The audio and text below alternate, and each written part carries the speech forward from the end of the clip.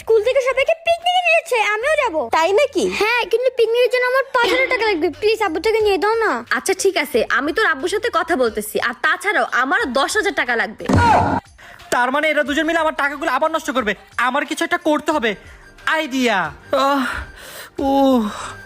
এই কি হলো তোমার? ভাবি, রাকিবে অ্যাক্সিডেন্ট করে মাথায় অনেক বড় একটা আঘাত পেয়েছে, কি? যার কারণে স্মৃতিশক্তি হারায় ফেলছে। আমাকেও চিন্তাছে না।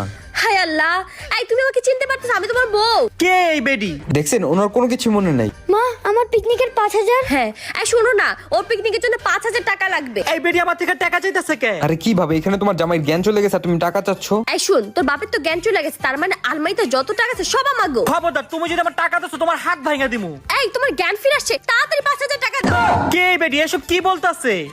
আবার ভুলে গেছে। হ্যাঁ মু, ওই যে আমার বন্ধু জ্ঞান হারানোর নাটক করতেছিল তো, 5 মিনিট আসতেছি। কি তোমার এত বড় সাহস? আমার জন্য এটা হলো?